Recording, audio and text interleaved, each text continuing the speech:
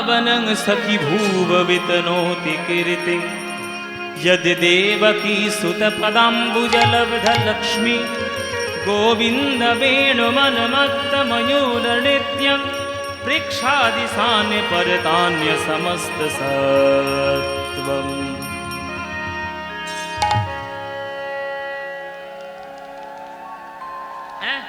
আবার মালা বলে দেবো, তুমি দাও।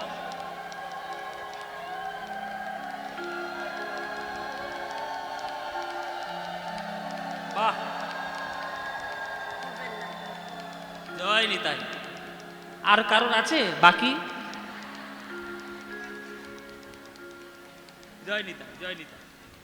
নিতাই গৌ প্রেমানন্দে হরি বল।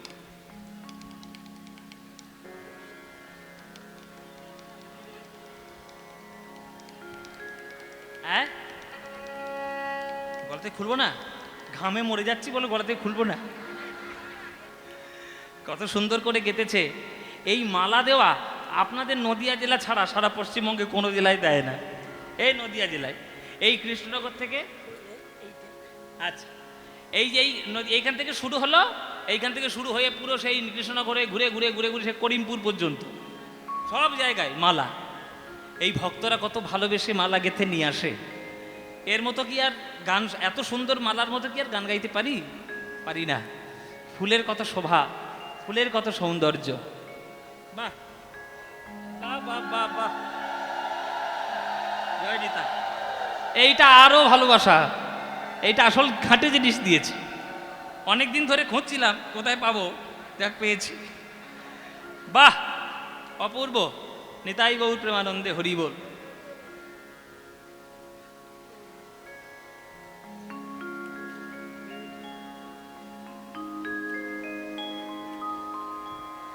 আমরা এলাম বৃন্দাবনে। বৃন্দাবনে দেখব ভগবানকে কেমন দেখতে, আমার কৃষ্ণকে কেমন দেখতে, আমার কৃষ্ণের রূপ কেমন, সেই রূপটা দেখার জন্য আমরা বৃন্দাবনে এসেছি। বিকেল বেলায় কৃষ্ণ যখন ঘরে ফিরছে নবলক্ষ ধেনু নিয়ে, আমার আগের পালাটা শুনছিলেন, উত্তর কষ্ট করে কৃষ্ণ ফিরছিল, আর রাধারানী যমুনার ঘাটে তখন জল আনতে যাচ্ছে। এবার যমুনার ঘাটে জল আনতে যাচ্ছে, ওদিকে মাঠ থেকে গোবিন্দ ঘরে ফিরছে। মাঝখানে দুজনের দেখা। এবার দেখা হয়েছে বটে, তবে কথা কিছু হয় নাই। জয় নিতাই বাবা, জয় নিতাই। দেখা কিছু হয় নাই কারোর সঙ্গে, কেন কথা হয় নাই। কথা হবে কি করে গো মায়েরা? ও মায়েরা, রাধারানীর সঙ্গে ছিল কুটিলা, আর কৃষ্ণের সঙ্গে ছিল বলরাম। এখন কৃষ্ণের সঙ্গে রয়েছে বলরাম, আর রাধারানীর সঙ্গে কুটিলা থাকলে রাধাকৃষ্ণ কথা আর হবে? যা হয়েছে চোখে চোখেই সব কথা হয়ে গেছে। ওই না বেশে আইসো তুমি, দাঁড়ায়ে রয়েছি আমি, তুয়া বধূ লইবার তরে। হ্যাঁ, কথা হয়ে গেছে উত্তর গোষ্ঠী। এবার এই যে গোবিন্দের রূপটি রাধারানী নয়নের কোণে ভরে নিয়ে এই যে রাধারানী ঘরে এসেছে, এসে এখন মেজর এসে ঘরের মধ্যে উদাসীনভাবে রাধারানী বসে আছে। উদাসীনভাবে রাধারানী এখন বসে আছে। এইবার ললিতা, বিশাখা, চিত্রা, চম্পক, লতিকা, ইন্দুরেখা, তুঙ্গবিদ্যা, রঙ্গদেবী, সুদেবী, এরা সবাই এসে রাধারানীকে বলছে, এ রাধে, শুনেছি আসার সময় নাকি তোর প্রাণবধূর সঙ্গে দেখা। কিরে, তা কেমন দেখলি তোর বধূকে? আমাদেরকে একবার বলবি না, বলবি না? তখন রাধারানী বলছে, ওরে ললিতা রে, বিশাখা রে, যে রূপ আমি যমুনার ঘাটে দেখে এলাম, এই রূপের এক কণ ভরাই যে ত্রিভুবন, এক কণের মধ্যে যে পড়বে তার জীবন যৌবনে দেহ মন প্রাণ ভাব ভাষা বস্ত্র অলঙ্কার সব কিছু গোবিন্দের চরণে বিকিয়ে যাবে। নিজের বলতে কিছু থাকবে না গো, সব গোবিন্দ চুরি করে নেবে। কেননা গোবিন্দের ওই রূপের ডালি দিয়ে গোবিন্দ আমার জগৎকে বশ করেছে। আমার মনে হয় বিকেল বেলায় ওই যমুনার ঘাটে আমার জল আনতে যাওয়া আজ উচিত হয় না। কেন গেলাম, কেন গেলাম আমি যমুনা যাইতে, শ্যামের দেখিনু আধো নয়নের কোণে, যমুনা যাইতে শ্যামের দেখিনু আধো নয়নের কোণে, যমুনা যাইতে শ্যামের দেখিনু আধো নয়নের কোণে। আর সেই হইতে মোর কি হলো ব্যাধি, সেই হইতে মোর কি হলো ব্যাধি, ওগো সেই হইতে মোর কি হলো ব্যাধি, শ্যামরূপ জাগে মামার মনে, শ্যামরূপ জাগে মনে। আমি কেন বা জল ভরতে গেলাম, কেন বা জল ভরতে গেলাম, আমি কেন বা জল ভরতে গেলাম, কেন বা জল ভরতে গেলাম, ওই বেলি অসকালে যমুনার জলে কেন বা জল ভরতে গেলাম, বেলি অসকালে যমুনার জলে আমি কাজ তো ভালো করি নাই হে, সকালে যমুনার জলে কাজ তো ভালো করি নাই হে, সকালে যমুনার জলে আজ তো ভালো করি নাই হে। আমি যমুনার ঘাটে গিয়ে দেখে এলাম ওই ভুবন মাধুরী রূপের ডালি, যমুনার ঘাটে দেখে এলাম ভুবন মোহন রূপের ডালি, যমুনার ঘাটে দেখে গেলাম, ভুবন মোহন রূপের ডালি, যমুনার ঘাটে দেখে গেলাম, ভুবন মোহন রূপের ডালি, যমুনার ঘাটে দেখে গেলাম, ভুবন মোহন রূপের ডালি, আজ কেন বা জল ভরতে গেলাম। আমার বিকেলবেলা যাওয়াটা উচিত হয়নি, উচিত হয়নি। জটিলা তখন এসছে, জটিলা তখন এসে বলছে, এই যে বৌমা, আমরা কি জমিদারি খুলে বসে আছি নাকি? সোনার কলসি তুমি যমুনার জলে নাকি হারিয়ে ফেলেছো? কে নিয়ে আসবে সোনার কলসি? একটা ঘরের বউ হয়ে সোনা হারাচ্ছ, লাজ লজ্জা কিছু নেই?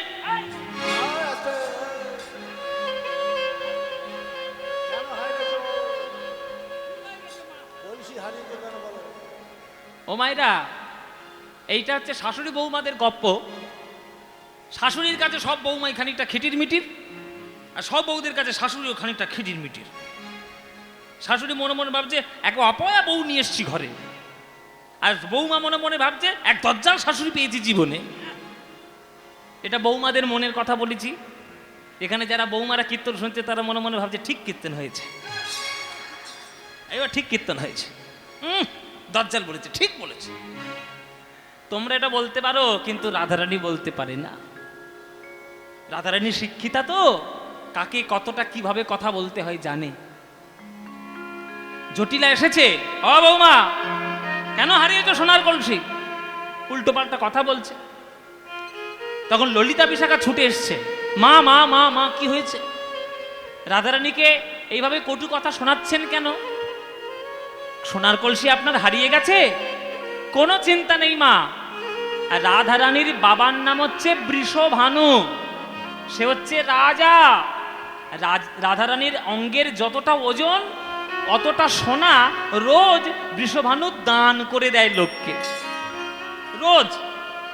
আপনার একটা সোনার কলসি হারিয়ে গেছে, আমরা কথা দিচ্ছি সোনার কলসিটা আমরা খুঁজে দেখব কোথায় হারিয়েছে। যদি পাওয়া যায় ভালো, যদি না পাওয়া যায় রাধারানীর বাবাকে বলে আপনার জন্য 10খানা সোনার কলসি এনে দেব।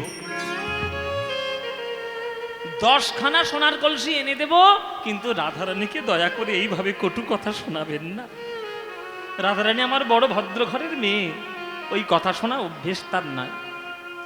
জটিলা বলছে ঠিক আছে, তোমরা খুঁজে দেখো সোনার কলসি কোথায় গেল। এইবার বলছেন সখীরা, শাশুড়ি চলে গেছে, এবার সখীরা বলছে, এ রাধে কি হয়েছে এটা কি শুনি। সোনার কলসি হারিয়ে ফেলেছিস যমুনার জলে, মানে সোনার কলসির থেকেও আরো দামি জিনিস পেয়েছিস, তাই তুই সোনার কলসিটা হারিয়েছিস।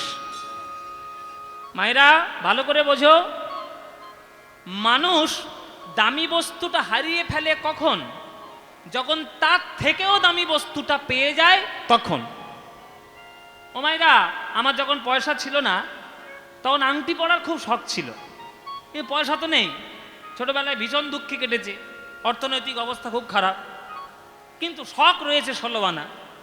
তো ওই জন্য দশকর্মা ভাণ্ডারে গিয়ে যে অষ্টধাতুর আংটি হয় না, যেগুলো সে বামন ঠাকুরগুলো পরে, ও অষ্টধাতু কিনে আংটি কিনে নিয়ে এসে আঙুলে পরতাম। তারপরে একটু যখন পয়সা হলো তখন অষ্টধাতুর আংটিটা চলে গিয়ে সেইখানে রূপোর আংটি এলো। তাহলে অষ্টধাতু চলে গেল, রূপোর আংটি এলো, দামি আংটি এলো। এবার রূপোর আংটিও বেরিয়ে গেল, তখন সোনার আংটি এলো, কেননা সোনাটার উপর থেকে দামি। এখন আবার সোনা যাবে যাবে করছে, হীরের আংটি এসছে, কেননা হীরেটা সোনার থেকেও দামি। তাহলে দামি বস্তুটা হারিয়ে যাচ্ছে কখন? তার থেকে যখন দামি বস্তু পাচ্ছি তখন। অষ্টধাতুকে রিপ্লেস করলো রূপো, রূপোকে রিপ্লেস করলো সোনা, সোনাকে রিপ্লেস করলো হীরে, হীরেকে রিপ্লেস করবে যদি প্ল্যাটিনামের আংটি পরি, আরো দামি। তাহলে রাধারানীকে বলছে সখীরা যে সখী, তুই যে একটা সোনার কলসি যমুনার জলে হারিয়েছিস, মানে সোনার কলসির থেকেও আরো কোটি গুণ দামি জিনিস তুই পেয়ে গেছিস। বল সেটা কি জিনিস? তখন রাধারানী বলছে, ওরে ওই যে গোবিন্দ আমার উত্তর গোষ্ঠ করে ফিরছিল, কৃষ্ণের সঙ্গে ছিল বলরাম, আমি নয়নের আধো কোণে গোবিন্দের রূপকে দর্শন করে এসেছি। আহা, নয়নের আধোকোণ বাবা, আধোকোণ কেন? কৃষ্ণের সঙ্গে তো বলরাম রয়েছে, রাধারানীকে সোজাসুজি তাকাতে পারবে কৃষ্ণের দিকে? এই যাচ্ছে আর চোখে তাকিয়েছে, আর আধোকোণ, আধো নয়ন, আর চোখে দেখেছে, ওই তাতেই যা দেখে নিয়েছে, ব্যাস তাতেই সব শেষ। জীবন যৌবন দেহ মন প্রাণ সব শেষ, কিচ্ছু নাই। যার হারাবে এইভাবেই হারাবে। তখন ললিতা বিশাখা বলছে, তুই তো দেখেছিস, আমরা তো দেখিনি, তাহলে আমাদের কি স্বাদ পূর্ণ হবে না? তুই তো আমাদের সখী, নয়ন কুম্ভটা যখন ভরে নিয়ে এসেছিস, সেই নয়ন কুম্ভ থেকে এক অঞ্চল বাড়ি আমাদের দে, এক করঞ্জলি অমৃত সুধা দে, আমরা পান করি গোবিন্দের রূপামৃত মাধুরী। চল তোদের শোনায়। রাধারানী বলছেন, ওরে ললিতা রে, ওরে বিশাখা রে, যমুনার ঘাটে আমি যা রূপ দেখে এলাম, ওই এক রূপের এক কোণ ভুলাই যে সমগ্র ত্রিভুবন। আমার আর কি যাতনা, আমার আর কি ক্ষমতা, সকল কিছু ডুবিয়ে এসেছি গোবিন্দের চরণে।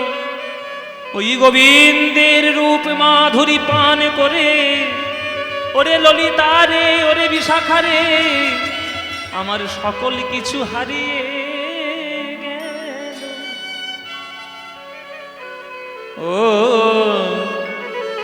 ও গো আরে কৃপা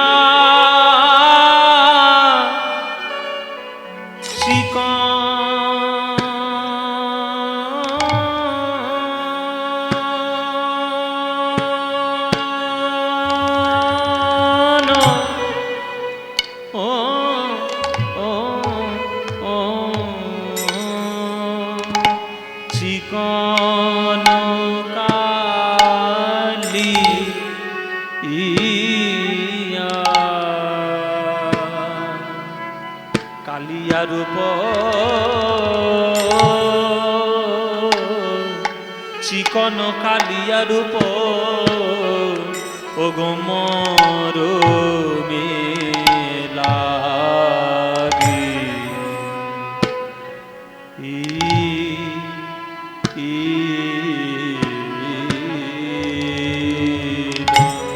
ও আরে কি বা ওগো আরে আরে কি বা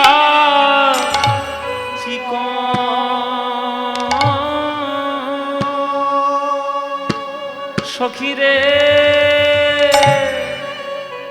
তারা বুঝি ভালো করে তারা বুঝি ভালো করে দেখে দেখে নাই দেখে নাই দেখে নাই গো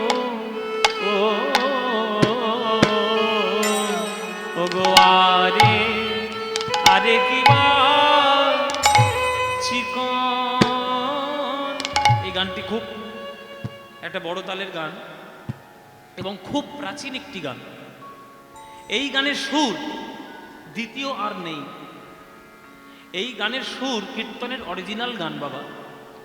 আপনারা তো নদিয়া জেলার মানুষ, আপনাদের দেশে এলে দুই একটা গান গাওয়ার ইচ্ছে আমাদের জাগে, কেননা আপনারা প্রাচীনকাল ধরে কীর্তন শুনছেন আর বড় বড় কীর্তনিয়ার গান আপনারা শুনেছেন। এসব গান তো ধীরে ধীরে এখন হারিয়ে যাচ্ছে, আধুনিকতার মোড়কে মোড়াতে গিয়ে আসল জিনিসটাই গুলিয়ে ফেলছে। এইগুলো হচ্ছে আসল গান। এই গানটার নাম হচ্ছে গৌরী তিয়ট। তিয়ট তাল গৌরী রাগের উপর বড় গান, বিলম্বিত তালের গান। আপনাদের নদিয়া জেলার নবদ্বীপে কত বড় বড় গায়ক ছিলেন, এখন আছেন, একজন মাত্র আছেন, তার নাম হচ্ছে সরস্বতী দাসী। তিনি এখনো আছেন। আমার মায়াপিসি তিনি গত বছরেই চলে গেছেন, আর নেই, চলে গেলেন মানুষটি। তারপরে রাধারানী দেবী, উনিও চলে গেলেন। আমার গুরু নীলমণি দাস, তিনিও চলে গেলেন। নিমাই বিশ্বাস, তিনিও চলে গেলেন। ওই একজন মাত্র রয়েছেন। উনি চলে গেলে কীর্তনের জগৎটা রত্নশূন্য হয়ে যাবে। যাই হোক, আমরা ভাগ্য হয়েছে যে গুরুর কাছে বসে দুই একটা গান শেখার। এই গানটি খুব গুরুত্বপূর্ণ গান, কারণ এই গানটির সুরটাই এত অপূর্ব সুর যে সুরের কোনো তুলনা নাই। আরে কিবা চিকন ললিতারে তারা বুঝি ভালো করে, তারা বুঝি ভালো করে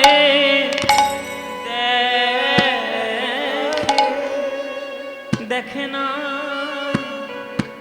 দেখে না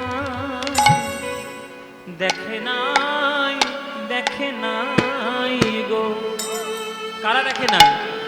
কারা দেখে নাই? বলে যারা কৃষ্ণ কালো বলে, গোবিন্দের আলো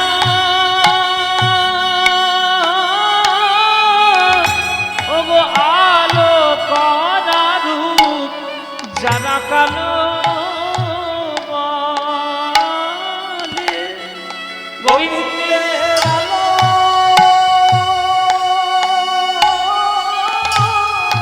আলো করানো যারা আলো বলে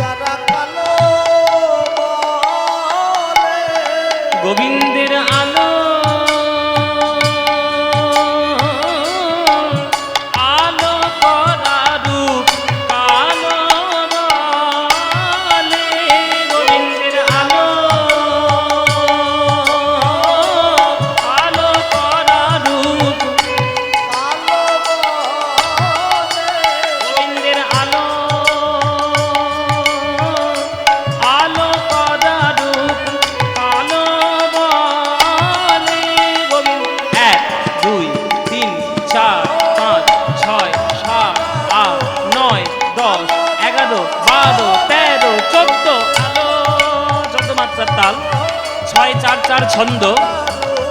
কালো বনে গোবিন্দের আলো, ও আলো করা রূপ, আলো বনে গোবিন্দের আলো।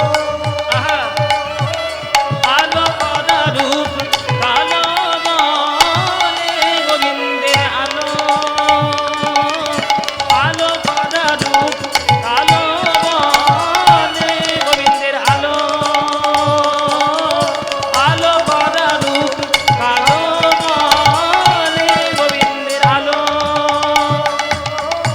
আলো আলো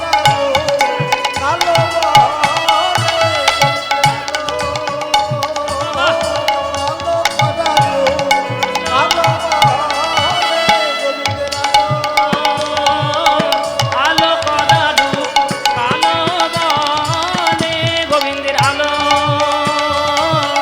আলো করা রূপ, কালো বনে গোবিন্দের আলো, আলো করা রূপ, কালো বনে গোবিন্দের আলো, কালো বনে আলো, আলো করা রূপ, কালো বনে আলো,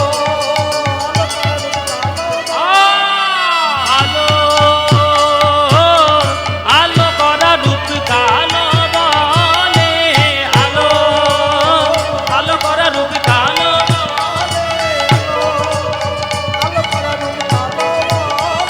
আলো, আলো করা রূপ, কালো বনে আলো, আলো করা রূপ, কালো বনে।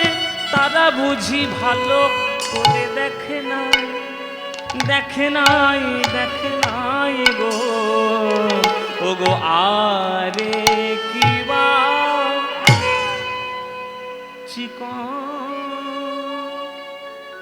কত উঁচু সুর, কত উঁচু গান, তো গান বুঝবে না এখনকার দিনের। ধৈর্যের বড় অভাব, বড় গান শুনতে গেলে ওই জন্য আমরা গাইতেও চাই না। উলু বলে মুক্ত ছড়িয়ে কি করব? যারা গানের মাধুর্য বোঝে না, মাহাত্ম্য বোঝে না, শুনিয়ে লাভ নেই। আপনারা শোনেন, আপনাদের অভ্যাসটা আছে শোনার, ওই জন্য আপনাদের কাছে শুধু একটা করে গাই। গান শুনলেন, এবার ব্যাখ্যাটা শুনুন। চিকন কালিয়া রূপ মরমে লাগিল, ধরনে না যায় মোর হিয়া। ও মাইরা, চিকন কালিয়া রূপ মরমে লাগিল, ধরনে না যায় মোর হিয়া। ব্যাখ্যাটা কি? চিকন শব্দের অর্থ কি? চিকন শব্দের অর্থ এক একটা জায়গায় এক এক রকম। যারা পূর্ববঙ্গের মানুষ, যারা পূর্ববঙ্গের মানুষ মানে যারা, আমরা এক কথায় যাদেরকে বলি বাঙাল, পূর্ববঙ্গের মানুষদের কাছে চিকন শব্দের অর্থ ফর্সা। দেখবেন বাংলাদেশে গান আছে, ও চিকন গোয়ালিনী রসের বিনোদিনী, অরূপ যৌবন তোমার জোয়ারেরও পানি, গান আছে। মানে তাদের কাছে চিকন শব্দের অর্থ হচ্ছে ফর্সা। আমাদের পশ্চিমবঙ্গে মানে এই বাংলায়, এপার বাংলায় চিকন শব্দের কোথাও কোথাও অর্থ হচ্ছে সরু। সরু, দেখবে অনেকে গিয়ে দোকানেই বলে চিকন পাড়ের শাড়ি দাও, মানে সরু পাড়ের শাড়ি দাও। চিকন শব্দের অর্থ সরু। কিন্তু যে চিকনের কথাটা আমরা এখন বলছি পদাবলী সাহিত্যে, এই চিকন শব্দটির অর্থ হচ্ছে মসৃণ। গোবিন্দের মসৃণ কালো রূপ নয়নে লাগিল, মানে চিকন কালিয়া রূপ মরমে লাগিল, মনের মধ্যে লেগেছে, ধরনে না যায় মোর হিয়া। সেই থেকে আমি ধৈর্য আর ধরতে পারছি না। মানে গোবিন্দের এই মসৃণ কালো রূপটি আমার মনের মধ্যে এমন আঘাত করেছে যে এখন আমি গোবিন্দ রূপ ছাড়া জগতে কিছু দেখতেই পাচ্ছি না। এখানে ভক্তদের প্রশ্ন হবে যে কালো রূপ আবার মসৃণ, কালো রূপ আবার মসৃণ হয়? মায়েরা, তোমরা শুধু ভেবেছো যে ফর্সা হলেই সুন্দর দেখতে হয়, সম্পূর্ণ ভুল কথা, সম্পূর্ণ ভুল। কালো হলে যে তাকে দেখতে ভালো হবে না, এটা সম্পূর্ণ ভুল। দেখবে মাঝে মাঝে বিশ্ব সুন্দরীদের প্রতিযোগিতা হয়, মিস ইউনিভার্স, তাদের মধ্যে যারা বিশ্ব সুন্দরী যে প্রতিযোগিতা যারা জেতে, দেখবেন অনেক বিশ্ব সুন্দরী আছে যারা নাইজেরিয়ান, যারা একদম চিকো, একদম কালো, কয়লার থেকেও কালো, কিন্তু তারা বিশ্ব সুন্দরী। কেন না? তাদের এই কালো রূপের মধ্যে একটা মসৃণতা আছে, তারা ত্বকটিকে যত্ন করেছে, শরীরের ওই গঠনটিকে তৈরি করেছে, ওই মসৃণতার দিকে তাকিয়েই জাজেরা তাদেরকে বিশ্ব সুন্দরী করেছে। তা গোবিন্দ সামান্য নায়ক নায়িকা, তাদের দেখে যদি তাদের জাজেরা বিশ্ব সুন্দরী বানাতে পারে, এই জগৎ বিশ্ব ব্রহ্মাণ্ডকে যিনি সৃষ্টি করেছেন যে গোবিন্দ, সেই গোবিন্দ কিন্তু নিকষ কালো। আর কালো হলে কি হবে? ওই কালোটার থেকেই তো সকল কিছু উৎপত্তি। তাই ওই মসৃণ কালো রূপ যার নয়নে একবার লাগবে, তার জীবন যৌবন সব গোবিন্দ বলে চরণে যাও। চিকন কালিয়া রূপ মরমে লাগিল, ধরনে না যায় মোর হিয়া। গোবিন্দের মুখখানি কেমন, কত চাঁদনি নাড়িয়া বধূর মুখখানি মাঝি আছে গো, কত চাঁদনি নাড়িয়া বধূর মুখখানি মাঝি আছে গো, কত চাঁদনি।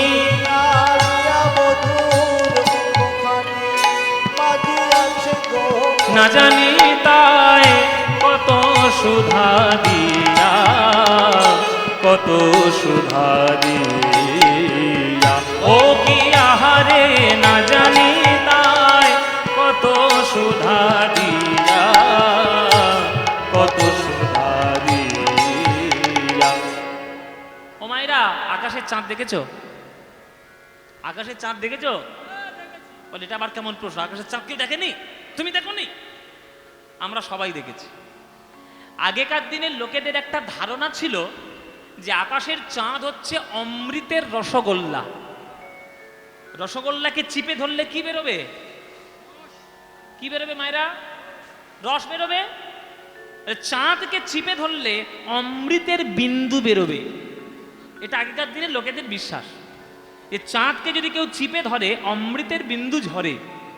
তো সেই অমৃতের বিন্দু ঝরলে চাঁদকে যত মানে বিশ্বব্রহ্মাণ্ডের যত চাঁদ আছে সবার অমৃত বিন্দু নিয়ে যেন গোবিন্দের বদন চাঁদ যেন তৈরি হয়েছে। কত চাঁদ নিঙারিয়া বধুর মুখখানি মাঝি আছে গো, না জানি তাই কত সুধা দিয়া। গোবিন্দের মুখখানি কেমন শোনো, শোনো গোবিন্দের মুখখানি কেমন। অধরের দুটি কুল জিনিয়া বাঁধুলি ফুল, অধরের দুটি কুল জিনিয়া বাঁধুলি ফুল, আর অধরের দুটি কুল জিনিয়া বাঁধুলি ফুল, অধরের দুটি কুল জিনিয়া বাঁধুলি ফুল। হাসিখানি তাহাতে মিশায়, হাসিখানি তাহাতে মিশায়।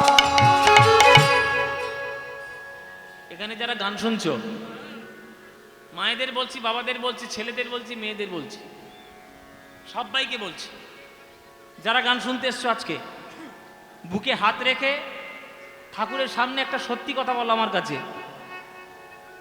প্রেম কারা কারা করেছো হাত তোলো। কারা কারা প্রেম করেছো?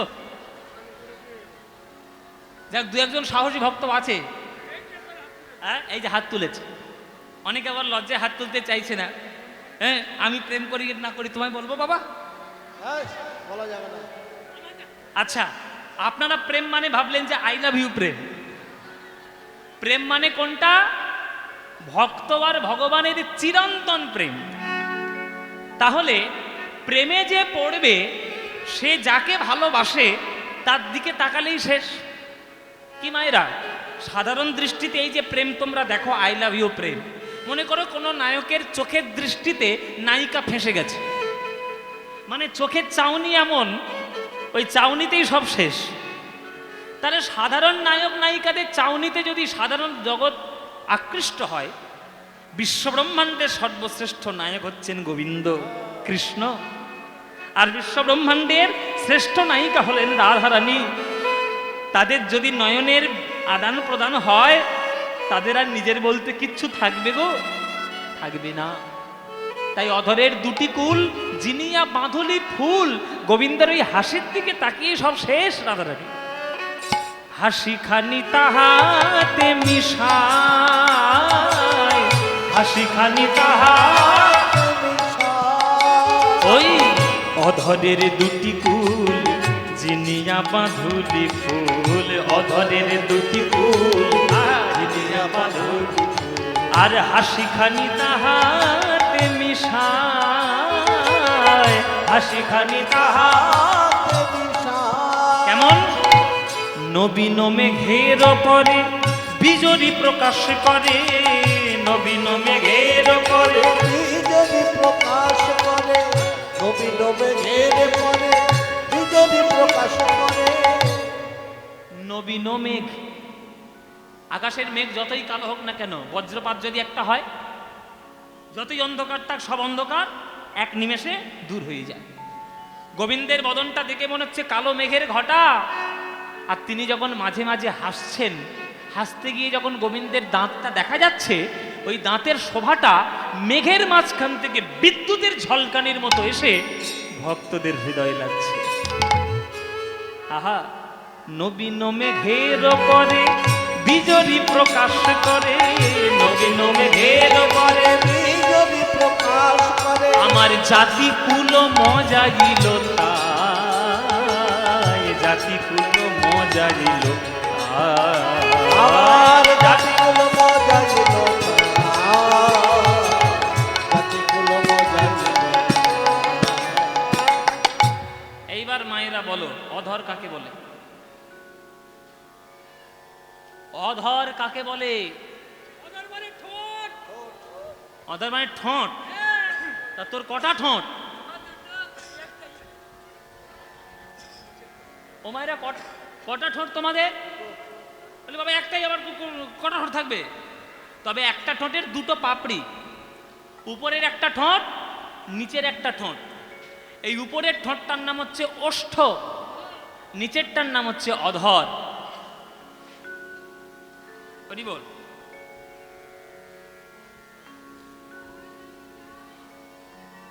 নিচের ঠোঁটটার নাম হচ্ছে অধর, উপরের ঠোঁটটার নাম হচ্ছে ওষ্ঠ। এইবার তোমরা বলো যে গোবিন্দের, আস্তে আস্তে সবাই আসরে এলে মুশকিল হবে, এখন এখন এসো না, যাদের যাদের দেওয়া দরকার একটু শেষের দিকে এসো।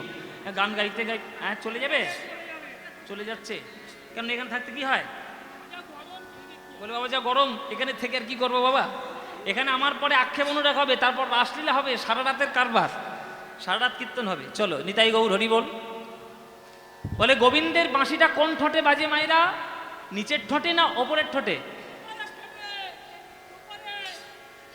এ শুধু উল্টো পাল্টা 3 ঘন্টা ধরে বকবক করছে, এ কি করি বলুন দেখি? আপনাদের এখানে প্রাইমারি স্কুল আছে নাকি? একে ভর্তি করে দিয়ে যেতে হবে, মার লাগবে না। ও মায়েরা, গোবিন্দের বাঁশিটা কোন ঠোঁটে বাজে মায়েরা? উপর না নিচে? নিচের ঠোঁটে বাজে। তাহলে নিচের ঠোঁটটার নাম অধর। তাহলে নিচের ঠোঁটটা গোবিন্দের মুখের মধ্যে সব থেকে দামি, কেননা ওইখানেই বাঁশি বাজে, ওইখানেই 6 রাগ 36 রাগিনীর জন্ম, ওইখানেই অধরামৃত সুধা পাওয়া যায়, ওইখানেই মা সরস্বতীর বাস। কটা বললাম বলুন দেখি, বুঝতে পেরেছেন?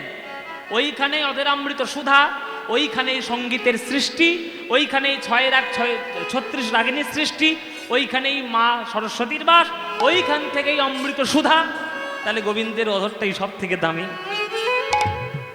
অধরের দুটি কুল জিনিয়া বাঁধুলি ফুল, হাসি খালি তাহাতে মিশায়, নবীন মেঘের পরে বিজলি প্রকাশ করে, জাতি কুল মজাইল তাই। ভুরু যুগ সন্ধান কামেরো কামানবান, ভুরু যুগ সন্ধান কামেরো কামানবান, ভুরু যুগ সন্ধান কামেরো কামানবান, ভুরু যুগ সন্ধান কামেরো কামানবান। হিঙ্গুলে মণ্ডিত দুটি আঁখি রে, হিঙ্গুলে মণ্ডিত দুটি আঁখি, হিঙ্গুলে মণ্ডিত দুটি আঁখি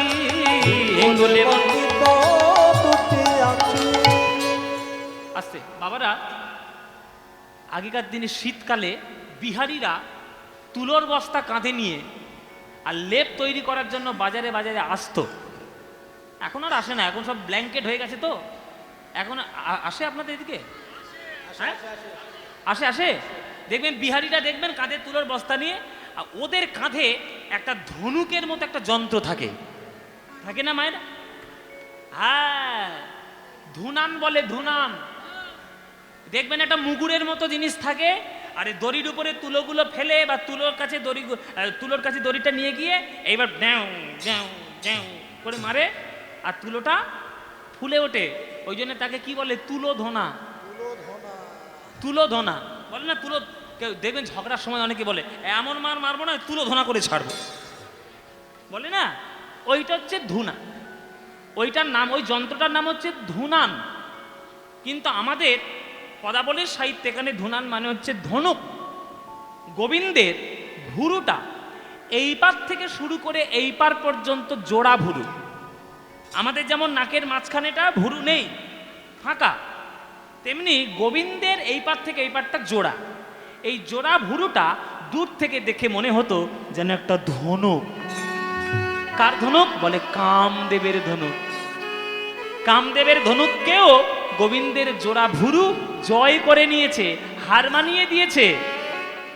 এবার ললিতা বিশাখা বলছে, আচ্ছা রাধে, তোর বধূর ভুরু যদি ধনুক হয়, তাহলে ধনুক থাকলে বাণ তো নিশ্চয়ই থাকবে। বলে বাণ কোথায়? বলে কেন? বাণটা তো ঠিক তার নিচে। হিঙ্গুলে মণ্ডিত দুটি আঁখি রে, হিঙ্গুলে মণ্ডিত হিঙ্গুলে মণ্ডিত দুটি আঁখি রে, হিঙ্গুলে মণ্ডিত হিঙ্গুলে মণ্ডিত দুটি আঁখি। গোবিন্দের বাণ বিষম বাণ। ও মায়েরা, শেল কাকে বলে জানো? শেল, শেল মানে কি? তালবেশ ছয় একার ল, শেল মানে কি? হ্যাঁ, শেল মানে নাকি শিয়াল? ও মায়েরা, শেল মানে জানো না? শেল মানে হচ্ছে একটা বানের নাম, যে বানটা হচ্ছে বাঁকা বান। মেঘের আড়াল থেকে ইন্দ্রজিৎ লক্ষণকে মেরেছিল শক্তি শেল, ওই শক্তি শেল হচ্ছে শক্তি বান। ওই বানটার আকৃতি কেমন মায়েরা দেখে নাও, এই রকম আকৃতি, মানে মুখটা থাকবে ছুঁচ, আর ছুঁচের পিছনে দুটো বড়শির মতো বাঁকা। দেখে নাও মায়েরা, এইটা হচ্ছে শেল, এইটা হচ্ছে শেল। এই বাঁকা বানটা উপকারিতা কি? বলে বানের আবার উপকারিতা, হ্যাঁ, যারা যুদ্ধ করবে তাদের ক্ষেত্রে উপকারিতা। এই বানটা মারলে এটা ঢুকে যাবে বুকের মধ্যে, কিন্তু এটা আর বেরোবে না। যে বড়শির মতো বাঁকা রয়েছে পিছনটাতে, ওইটা যদি তোমার বুকের মধ্যে আটকে যায়, তুমি যতই টানা হেঁচড়া করো না কেন বেরোবে না। যদি তুমি টানা হেঁচড়ে করে বের করতে যাও, পুরো হৃৎপিণ্ড ছিঁড়ে বেরোবে। মানে শক্তিশাল মারলে মৃত্যু অবধারিত হবেই হবে। তাহলে গোবিন্দের নয়নের বানটা কি সোজা বান বাবা? সোজা বান? ওটা বাঁকা বান। কেননা যার বুকের মধ্যে একবার ঢুকবে, বলে কয়ে ঢুকবে যে আমি গোবিন্দের নয়ন বান, যার হৃদয় একবার ঢুকবে আর কোনোদিন বেরোবে না। যদি তার হৃদয় থেকে প্রেমরূপী বানটা বার করতে যাও, তার জীবন নিয়ে তবে বেরোবে, সব শেষ হয়ে যাবে। হিঙ্গুলে মণ্ডিত দুটি আঁখি রে, হিঙ্গুলে মণ্ডিত হিঙ্গুলে মণ্ডিত দুটি আঁখি রে,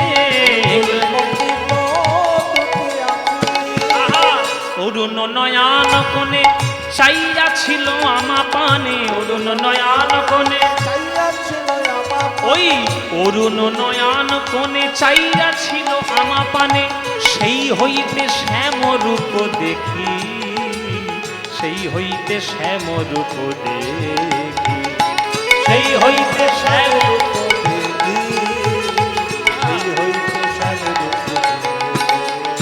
সখীরে আমার সবই গেল, সখীরে আমার সবই গেল, ওই কৃষ্ণ রূপে নয়ন দিয়ে সখীরে আমার সবই গেল, কৃষ্ণ রূপে নয়ন দিয়ে সখীরে আমার কৃষ্ণ রূপে নয়ন দিয়ে কৃষ্ণ কৃষ্ণ কৃষ্ণ বলে,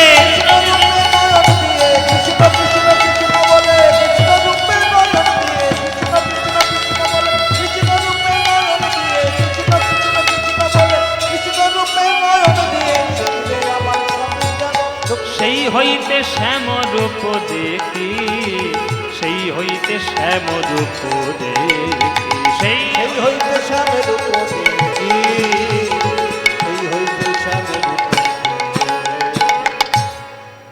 আস্তে। এবার ললিতা বিশাখা বলছে, আচ্ছা রাধে আমাকে একটা কথা বল, আমাদেরকে একটা কথা বল, যে তুই হচ্ছিস নায়িকার শিরোমণি, বৃষভানু নন্দিনী, কৃষ্ণ প্রেম প্রদায়িনী, অষ্টগোপীর শিরোমণি, তুই শিক্ষিতা, গান বাজনা জানিস, আঁকা জানিস, সকল বিদ্যে বুদ্ধি তোর মধ্যে রয়েছে, একটা নায়িকার যতগুলো গুণ থাকার দরকার সবগুলো তোর মধ্যে রয়েছে, তুই এত বড় একটা নায়িকা হয়ে তুই একটা রাখাল ছেলের প্রেমে মজে গেলি। হ্যাঁ, একটা রাখাল ছেলের প্রেমে মজে গেলি। এই সর্বনেশে কাণ্ডটা কবে থেকে ঘটলো রাধে, কবে তোর হয়েছে বল? ও মায়েরা, ভালোবাসা কখনো জাতপাত বিচার করে আসে? আসে? যারা প্রকৃত ভালোবাসে জাত বিচার করে ভালোবাসে? কে কোন জাতের, কে কোন ছোট, কে কোন বড় ভালোবাসে? মন যার যেদিকে গলে যাবে সেটা তাকে ভালোবাসবেই বাবা, মনের ব্যাপার। যাকে ভালো লাগবে তার প্রতি চলে যাবে। সে কোন জাতের, সে কোন ছোট, কোন বড়, পয়সা আছে না পয়সা নেই, এই বিচার সে কখনো করবে না। লাভ ইজ লাভ, ভালোবাসা তো ভালোবাসাই হয়, অন্য কোনো তো কিছু নাই। ভালোবাসা তো ভালোবাসাই হয়। তা তুই একটা নায়িকা, তুই এত বড় তোর নায়িকার সকল গুণ, তা তুই একটা রাখাল ছেলের প্রেমে পড়লি। এই সর্বনেশে কাণ্ডটা তোর কখন থেকে ঘটে গেছে রাধে বল আমাদেরকে। তখন রাধারানী বলছে, ললিতারে, প্রেম সাগরে যখন ডুব দিয়েছি আর তো ফিরে আসার কোনো রাস্তা নাই। এখন সারা জীবন গোবিন্দ গোবিন্দ বলে কাঁদতে হবে। তোরা আশীর্বাদ করে যেন আমি কাঁদতে পারি, কৃষ্ণ কৃষ্ণ বলে যেন সারা জীবনে কাটাতে পারি। আর আমার এই সর্বনেশে কাণ্ডটা কখন থেকে ঘটলো রাধে শোন। বলো মায়েরা, গোবিন্দের তোমরা কোনটা ভালোবাসো, চরণ না বদন? হ্যাঁ, চরণ। কেন, বদনে কি হয়েছে? খালি চরণ ধরে টানাটানি। তোমরাও যেমন চরণ, আমিও চরণ। কেননা চরণকে ভালো না বাসলে বদনকে ভালোবাসার শক্তি পাওয়া যাবে না। 10 তলা বিল্ডিং এর মাথায় উঠতে গেলে সিঁড়ি ধরে ধরে উঠতে হয়, নইলে ধীরে ধীরে লিফটের সাহায্যে উঠতে হয়। গোবিন্দের চরণকে আগে যে ভালোবাসবে তবেই সে বদনকে ভালোবাসার শক্তি অর্জন করতে পারবে, তবেই প্রেমামৃত মাধুরী পান করতে পারবে।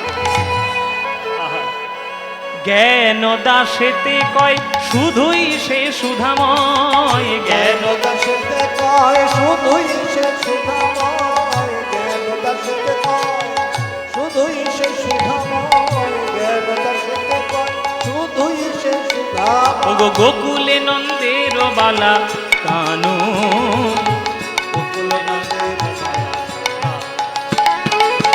গোকুলে নন্দের বালা,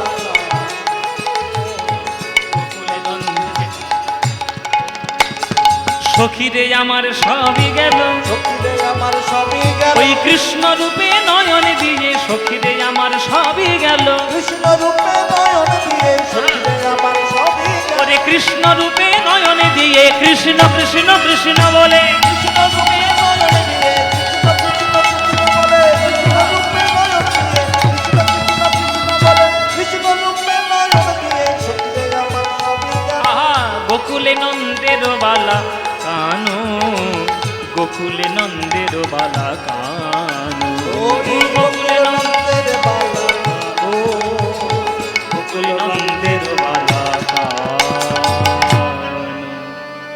যে ভগবান রূপের ডালি দিয়ে বৃন্দাবনকে বশ করেছেন, সেই ভগবানের রূপ দিয়ে এই জগৎ বিশ্ব ব্রহ্মাণ্ড তৈরি হয়েছে।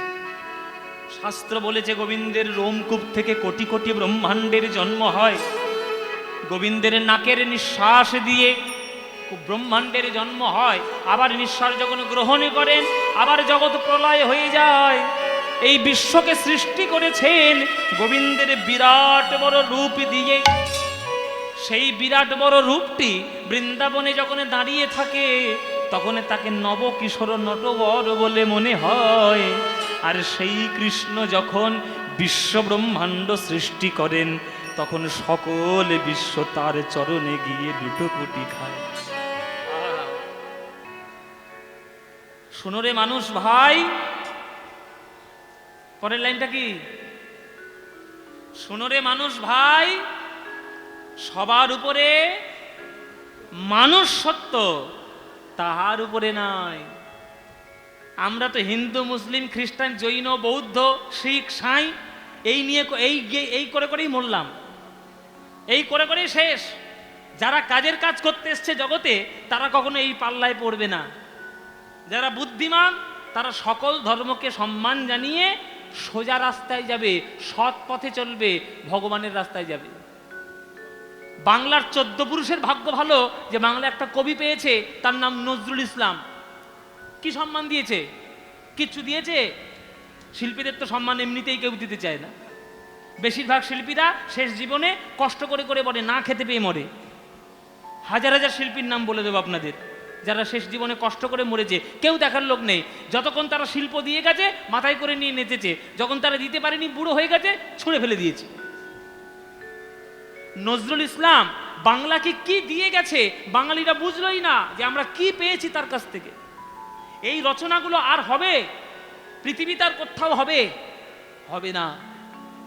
গানের মধ্যে কি অপূর্ব কথা বলছে দেখুন মায়েরা। তারকা রবি শশী খেলো না তব, হে উদাসী পড়িয়া আছে রাঙা পায়ের কাছে রাশি রাশি। সন্ধ্যাবেলায় বাইনোকুলার নিয়ে আকাশের দিকে তাকিয়ে দেখো, কত লক্ষ লক্ষ কোটি কোটি তারা রয়েছে। ওগুলোকে বলা হয় নক্ষত্র। ভূগোল তো পড়েছো, নক্ষত্র আর গ্রহের মধ্যে পার্থক্য কি? নক্ষত্রের নিজস্ব আলো থাকে, গ্রহের নিজস্ব আলো থাকে না। আর এই রকম নক্ষত্র বিলিয়ন, ট্রিলিয়ন, মিলিয়ন রয়েছে গ্যালাক্সিতে। আর সেই মিলিয়ন বিলিয়ন গ্যালাক্সির মধ্যে আমাদের একটা ব্রহ্মাণ্ড, যার নাম সূর্য, নক্ষত্র, তার আন্ডারে ঘুরছে পৃথিবী নামক একটা গ্রহ। সেই গ্রহের মধ্যে আমরা সামান্য সামান্য মানুষ। আমরা পৃথিবীতে থাকলেও কিচ্ছু যায় আসে না, না থাকলেও কিচ্ছু যায় আসে না। আর আমাদের এই অহংকার কত বড়, মাথা ছেড়ে উপরে উঠে চলে গেছে। এই ঈশ্বর নেই, দেখবেন টিভিতে বসে বসে যুক্তিবাদীরা যুক্তি দিচ্ছে, ঈশ্বর নেই। বেটা তুই কোত্থেকে এসছিস? তো 14 পুরুষ কোত্থেকে এসছে? এই পৃথিবীটা কি করে সৃষ্টি হয়েছে?